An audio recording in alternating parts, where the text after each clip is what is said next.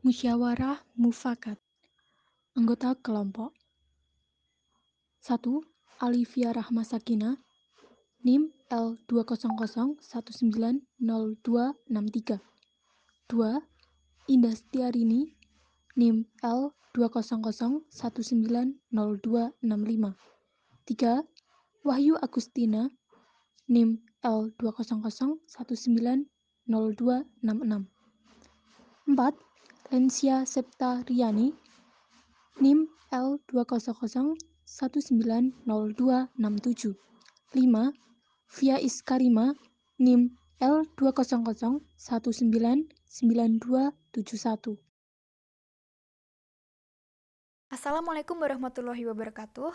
Kami kelompok Pancasila dari kelas D akan mempresentasikan tentang bagaimana mekanisme musyawarah untuk mencapai mufakat.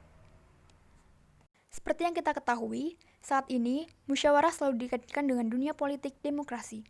Bahkan, hal tersebut tidak dapat dipisahkan. Pada prinsipnya, musyawarah adalah bagian dari demokrasi. Dalam demokrasi Pancasila, penentuan hasil dilakukan dengan cara musyawarah mufakat. Secara bahasa, musyawarah berasal dari kata syawarah, yaitu berasal dari bahasa Arab, yang berarti berunding, urun rembuk, atau mengatakan dan mengajukan sesuatu. Istilah-istilah lain dalam tata negara Indonesia dan kehidupan modern tentang musyawarah dikenal dengan sebutan syuro, rembuk desa, kerapatan nagari, bahkan demokrasi. Kewajiban musyawarah hanya untuk urusan keduniawian. Jadi, secara umum, musyawarah adalah suatu upaya bersama dengan sikap rendah hati untuk memecahkan persoalan atau mencari jalan keluar guna mengambil keputusan bersama dalam penyelesaian atau pemecahan masalah yang menyangkut urusan keduniawian. Musyawarah mufakat sendiri memiliki tujuan, ciri, dan manfaat yang selanjutnya akan disampaikan oleh rekan saya. Tujuan musyawarah untuk menyelesaikan suatu permasalahan dengan cara berunding untuk mencapai mufakat atau persetujuan tanpa adanya pihak yang diunggulkan. Dengan kata lain, musyawarah mufakat dalam mencapai keputusan dilakukan secara bersama dengan memperhatikan pihak-pihak yang terkait dalam musyawarah, memperhatikan pendapat atau yang lainnya untuk mencapai suatu keputusan. Ciri-ciri musyawarah dilakukan untuk kepentingan bersama. Setiap masalah yang melibatkan banyak orang bisa diselesaikan dengan cara musyawarah. Biasanya terjadi di suatu perkumpulan atau organisasi, dan musyawarah adalah jalan terbaik untuk menyelesaikan suatu masalah ataupun yang lainnya. Kedua, tidak memberatkan anggota musyawarah. Musyawarah ini bertujuan untuk menyelesaikan suatu problema di mana tidak ada satupun anggota musyawarah yang merasa terbebani setelah adanya keputusan akhir. 3. Mudah dipahami. Setiap pendapat yang diusulkan oleh anggota musyawarah harus bisa dipahami dan dicerna oleh anggota yang lain. Semua anggota harus setuju dengan hasil akhir dari musyawarah tersebut.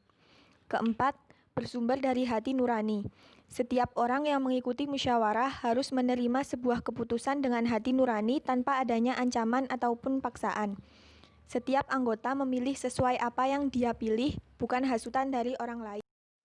Tujuan dan manfaat musyawarah. 1. Mencari sebuah kebenaran. Kita bisa mengeluarkan pendapat dan mencari kebenaran dari masalah yang sedang diperbincangkan setelah mendapat hasil akhir. Yang kedua, memecahkan suatu permasalahan. Dengan cara musyawarah, kita bisa memecahkan suatu masalah dengan beberapa pendapat orang lain yang akan membantu Anda untuk mengungkapkan sebuah kebenaran. Yang ketiga, adanya kebersamaan. Selain memecahkan permasalahan yang ada, juga mempererat tali silaturahmi dan persaudaraan antar sesama anggota musyawarah. Yang keempat, menyatukan beberapa pendapat yang berbeda. Setiap anggota musyawarah pastinya memiliki pendapat mereka masing-masing. Dan ada kalanya tidak semua pendapat sama. Namun, pendapat tersebut akan disatukan menjadi sebuah jawaban yang mewakili dari setiap anggota sehingga semua pihak akan setuju dan tidak akan ada yang merasa dibedakan. Yang kelima, berani mengeluarkan pendapat. Berpendapat sangat diperlukan saat bermusyawarah agar tidak ada kesalahpahaman dan juga mendapatkan solusi yang baik dan bagus untuk kepentingan bersama. Yang keenam, melatih mental. Dengan mengikuti musyawarah, diharapkan bisa melatih mental seseorang untuk mengeluarkan pendapatnya tanpa adanya malu yang berlebihan. Yang ketujuh, belajar menahan emosi. dalam setiap musyawarah ada kalanya tidak sependapat dengan orang lain, sehingga disitulah kita bisa melatih emosi kita berbicara kurang setuju pada anggota yang menyuarakan pendapat. Yang kedelapan, menghargai pendapat orang lain. Setiap pendapat yang anggota lain lontarkan bisa Anda resapi dan bisa menjadi sebuah pengetahuan yang belum Anda ketahui sebelumnya, dan jika kurang setuju sebaiknya Anda menyanggah dengan kalimat yang baik. Mekanisme yang baik dan benar dalam bermusyawarah. Yang pertama, seluruh anggota yang mengikuti musyawarah harus mementingkan kepentingan anggota, bukan pribadi. Yang kedua, seluruh anggota dapat mencerna dan memahami apa yang sedang dimusyawarahkan. Yang ketiga, semua anggota harus sadar bahwa keputusan yang diambil adalah keputusan terbaik demi anggota. Yang keempat, seluruh anggota harus bisa menahan emosinya pada saat keputusan yang diambil tidak sesuai apa yang diharapkan. Dan yang terakhir, seluruh anggota wajib menaati peraturan yang sudah ditetapkan, walaupun hasil yang didapatkan kurang memuaskan. Sekian, thank you.